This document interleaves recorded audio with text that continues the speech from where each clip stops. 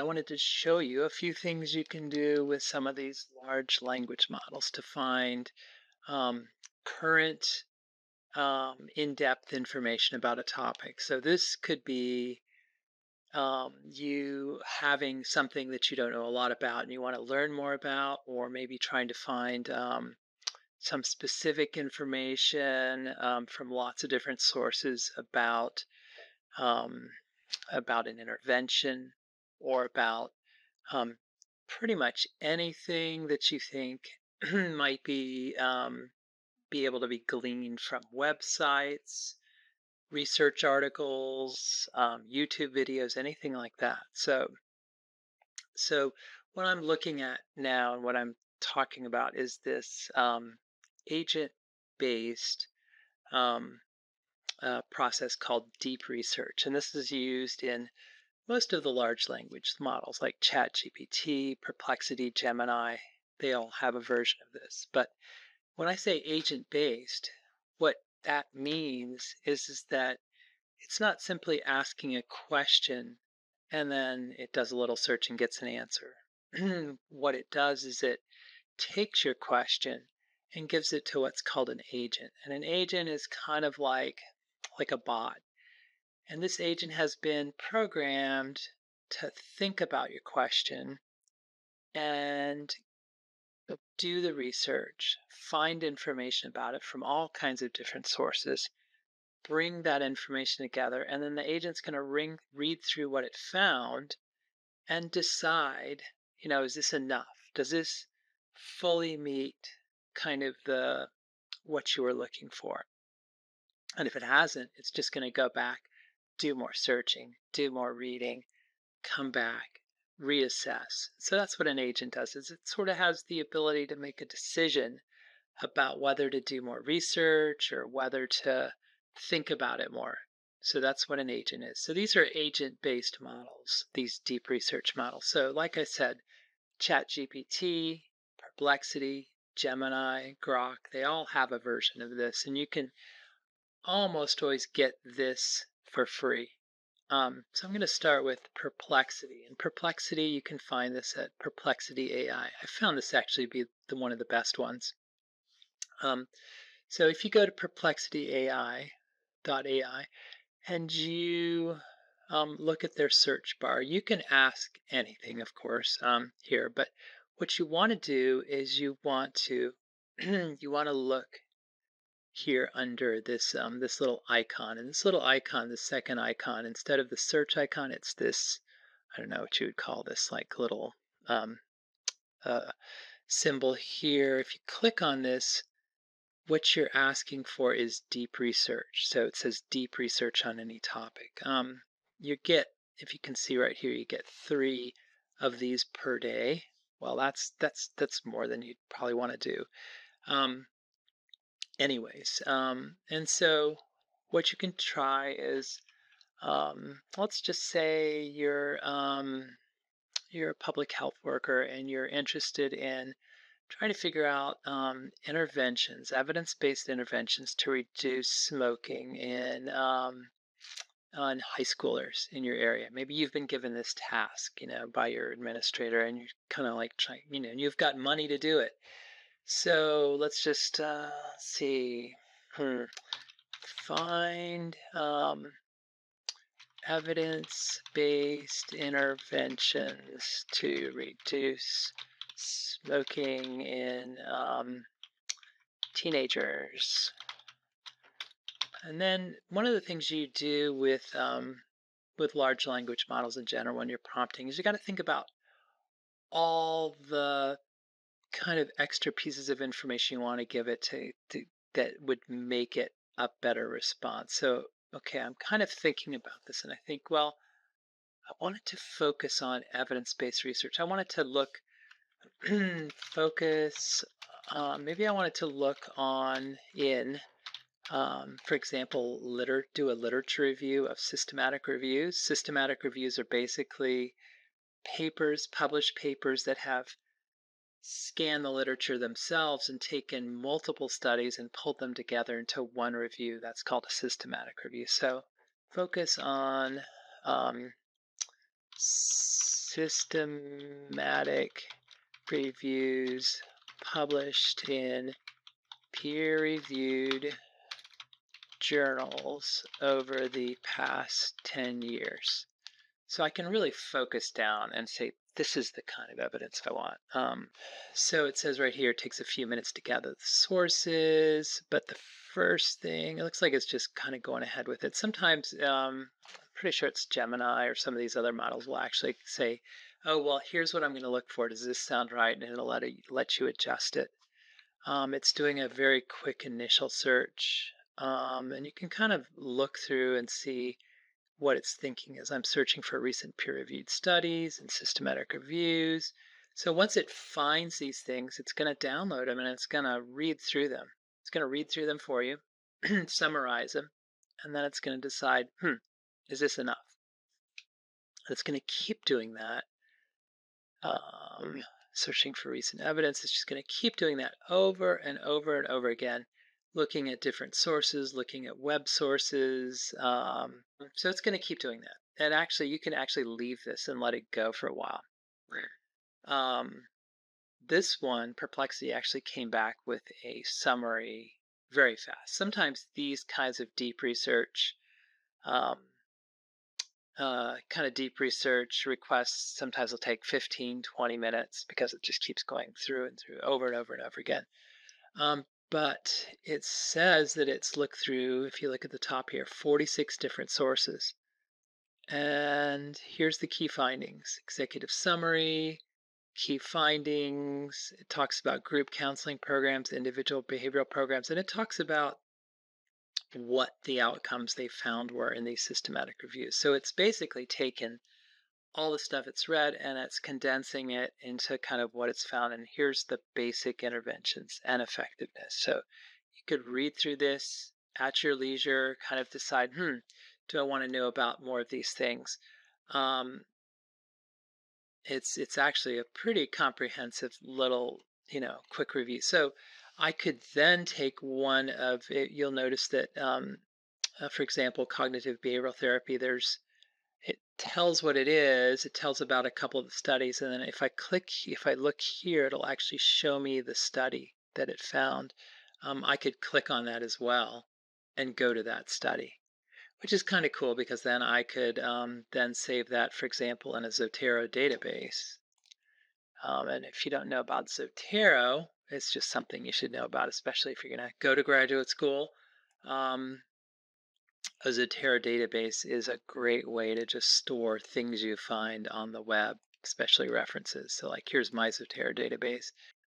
Since I found this article, I could now put this right into my Zotero database. So anyways, that was very cool. It saves it for me. I could export this as a export it as a PDF or as a probably I'd save it in a Google document. It'd probably be the easiest thing to do here.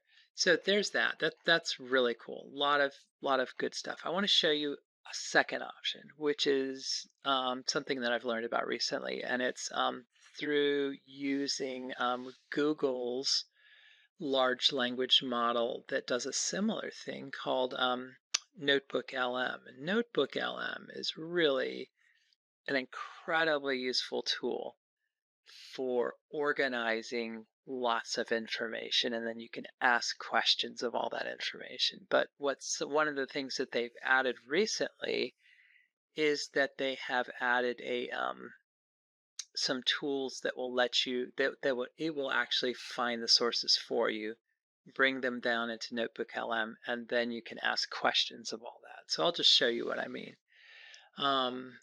So let's say, again, I'm interested in smoking cessation programs. So I'm going to create a new one. And it says, okay, what sources do you want? And I could have, if I had my own sources, if I had papers, for example, that I found or something else, I could upload them here and then ask it to do stuff with those sources. But let's just say I don't even know. I don't even have the sources. So I'm going to do this. Click on this button up here that's called Discover Sources. And it says, what are you interested in? I want to find systematic reviews about the effective about the effectiveness of interventions to reduce smoking in teenagers. And I'm just not going to even give it a time frame or anything else. So that's a pretty basic question. I'm going to hit submit.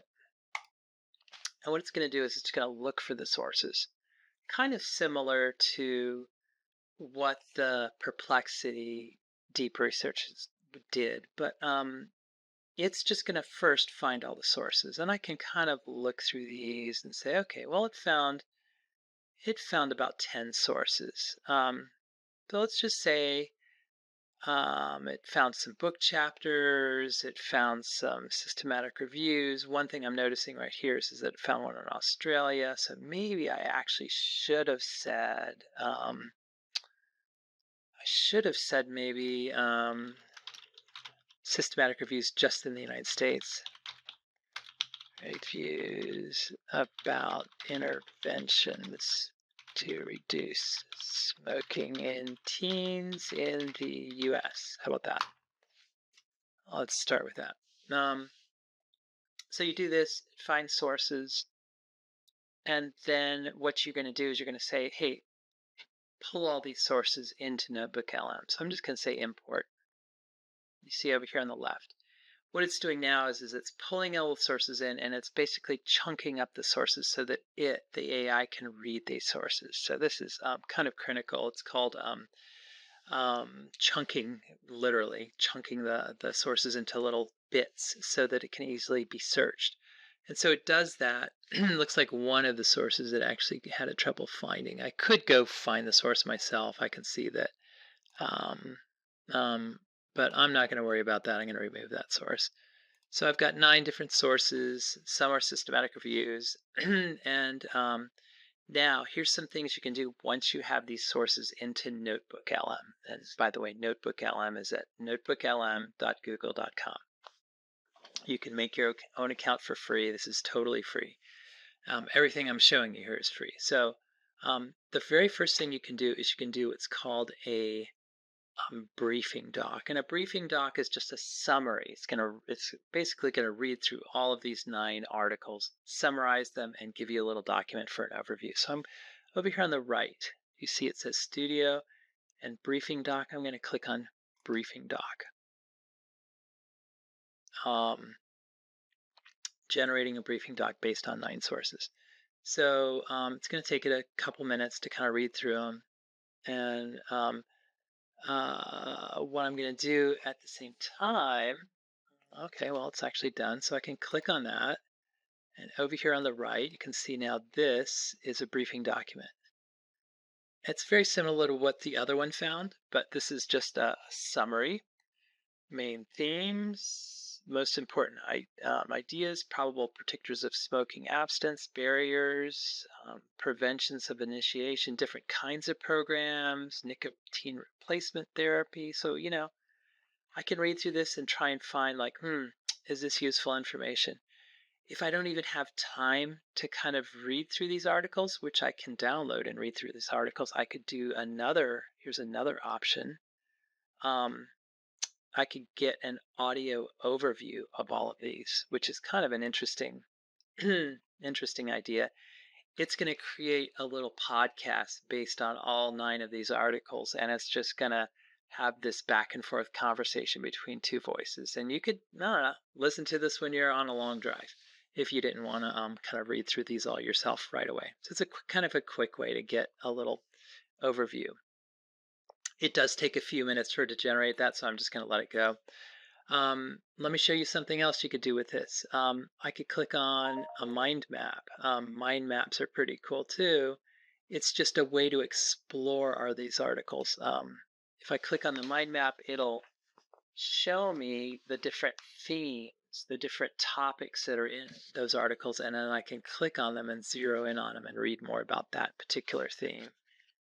So let me just show you what this looks like. It showed up over here on the right. So right here in this mind map, the basic thing is adolescent smoking cessation, but the basic predictors are, let's say I'm interested in predictors of cessation. So if I click on that, I can get information about just that topic. Like, let's say I click on that. It will do a briefing document of just that topic. Does that make sense? It'll do an overview of that topic. But within the topic of predictors of cessation, there's also some subcategories. Intention to quit smoking. So here's my briefing document here. So if I want to read more just about that, zero in on just that one piece, it's going to give me an overview of that one piece. It's like a way to dig in further on a particular thing, particular part of this. And one thing you'll notice is that when it's done, when it's created a document like this, there's these little, again, I can go to the exact references for each of the parts, each of the findings that it has. So if we go back to our little mind map here, I can actually go even deeper in. So these are different types of predictors. Maybe I'm interested in the intention to quit smoking. And with intention, there's 4 possible predictors of the intention to quit smoking. So I could click on one of these and get, again, a little briefing document of the predictors of the intention to quit smoking. So it's just a quick way to ask specific questions about all those documents at once, which is, man, saves you work, time, effort. And here's the predictors of intention to quit smoking right here. So you can save anything that's in this middle area here, this chat. It's not going to save it if you leave and come back. So you just one little tip is, if you like something and you want to save it for later, click on this little button on the left side here called Save to Note. And then you see right over here, it shows up on the right and it saved it.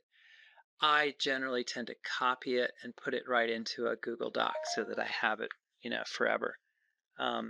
So let's go back to our let's go back here to the right here. We're under the studio section, and you see over here the audio overview. It's actually ready. Let me just show you what it sounds like. Welcome to the deep dive. Mhm. There's a Ready to go. okay, seeking pleasure, new experiences. Exactly. But the prefrontal cortex, that's the bit responsible for judgment, thinking ahead, impulse control, basically the brakes. Mhm. That part's still under construction. It doesn't fully mature until someone's like mid 20s. Mid 20s, right. So Yeah. you've got a strong gas pedal and weaker brakes. Precisely. So you see what it's done. It's created this little sort of engaging podcast with these voices.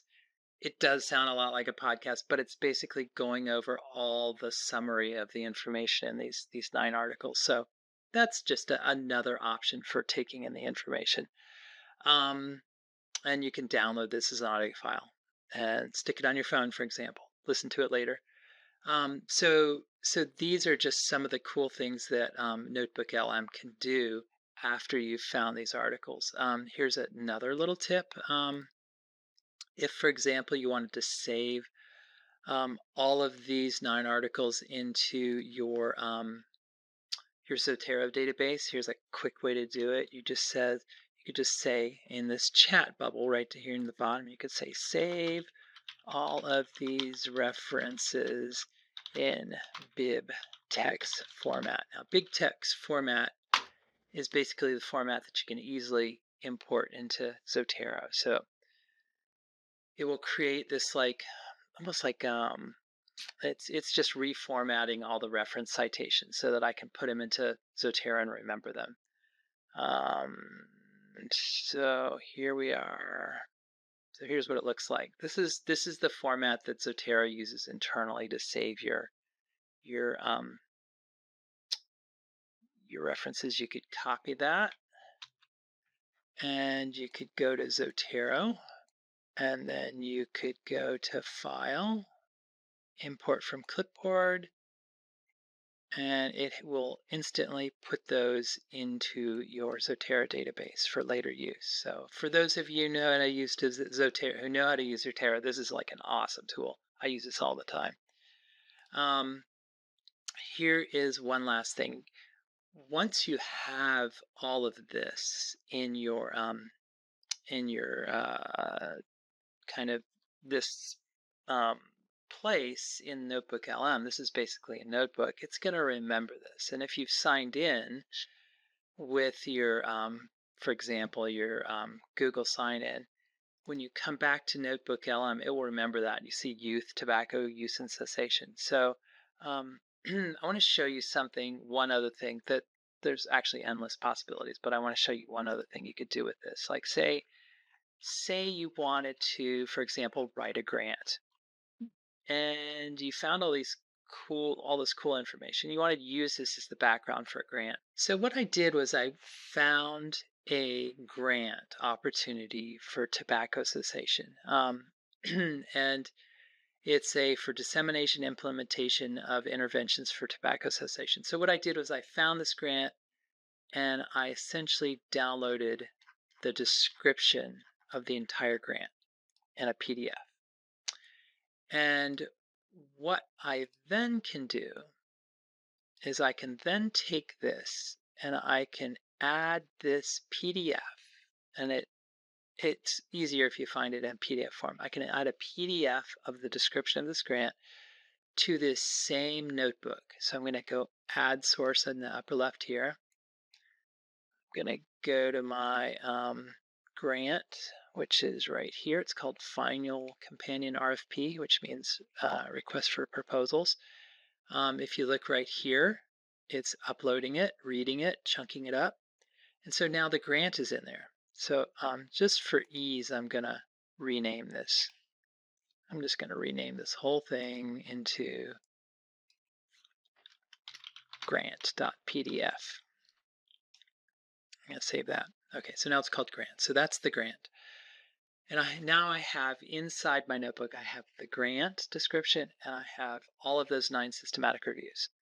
So here's what I'm going to ask for. I'm going to say, write a descriptive outline for a grant to implement a tobacco cessation program in high schools.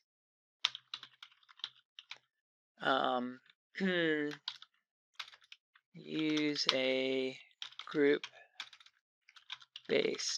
program.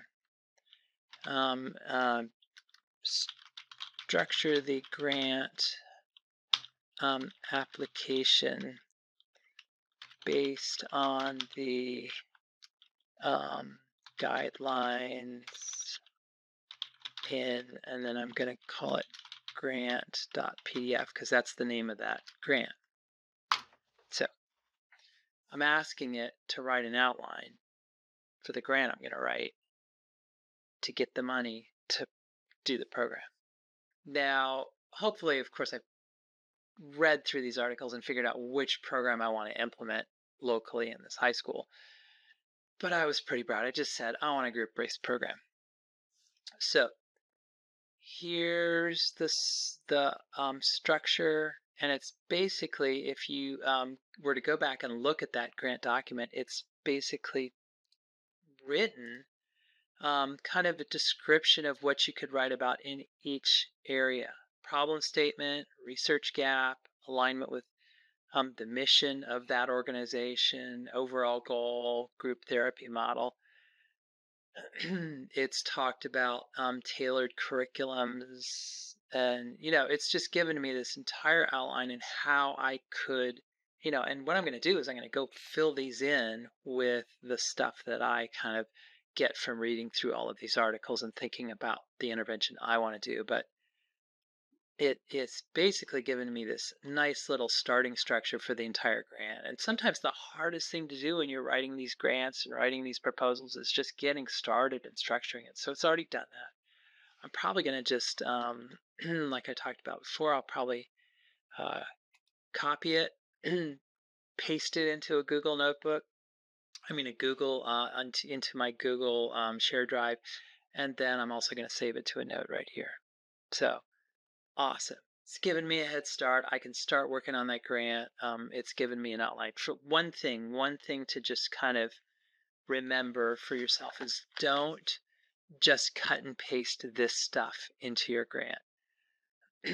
Write it yourself. Use this as an assistant or as a tool to help you get structured and focused and to figure out how to use those sources. But don't ever just take the writing that the AI has done and just plop that right into your grant, because that one, there's an issue of like, is this your writing, or has it basically copied writing from some other grant? Two, and that's an ethical issue. Two, it oftentimes can produce not perfectly accurate information, so you always want to double check everything you find here. But man, just for a head start, just to get the ball rolling, this is awesome. So I'm going to be talking about some of these other aspects of how to do these searches and kind of how to do a prompt and other things in some other videos here. So I hope you'll check those out as well.